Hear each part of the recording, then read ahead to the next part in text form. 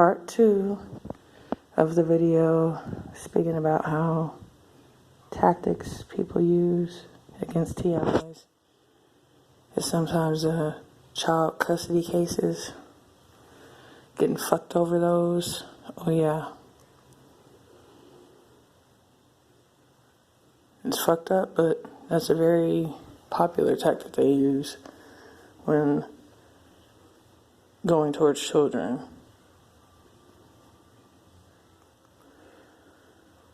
I even moved away from my abusive husband at the time. I've been divorced since October 2008 now, but back then it wasn't final when I left him. But even though I still moved away in a whole nother city, in another county, still didn't help none.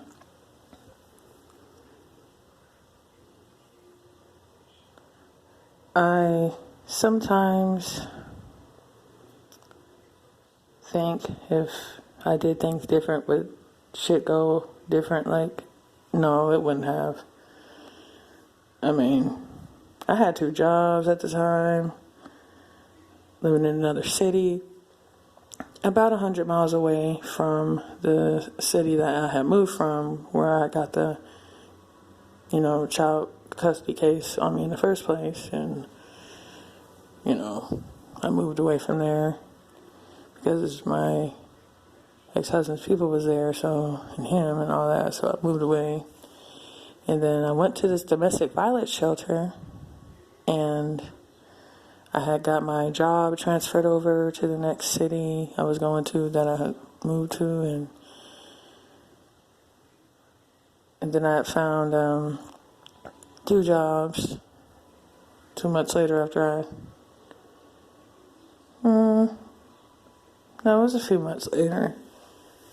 Excuse me. But to make a long story short, so that I only have a part 2 to this video, to this topic,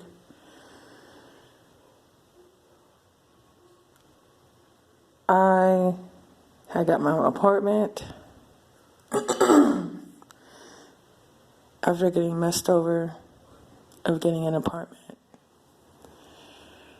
to a housing program that was for the domestic violence shelter women. I had a man help me with putting up a TV in the apartment because I lived in upstairs, but someone had lied on me and said that I had a man living there. Excuse me. So at the domestic violence shelter, they kicked me out of the housing program. And so I ended up getting my own apartment with my own money, with no Section 8 or no housing program for women or nothing. Ended up having 2 jobs. But then the end of the year of 2008, my apartment got broken into. And I put a police report when that happened, but when I needed that to show in court for January 2009, I got messed over, and they told me that it was never on file, like I never filed it, when I know it was a fucking lie. And that's the only thing I needed to show in court to prove that happened to me. And so, I pretty much felt the case was going to go to shit, and that's what happened. So, January 2009, they said I couldn't prove that my apartment got broken into, and then I needed an extension of like maybe another 3 weeks or something. So I got paid again to try to, get some other things going. Since I had lost money in that break-in, they didn't give a shit. So I lost the case, and they told the people who were going to have my children, the foster people, not to contact me, not to let me know where they are, nothing. Like, they didn't even trust me enough to just ask about them. They just didn't want me to get no information where they were going. That's how it ended for me. So, later found out that one of them is dead, but they didn't tell me. Someone else told me.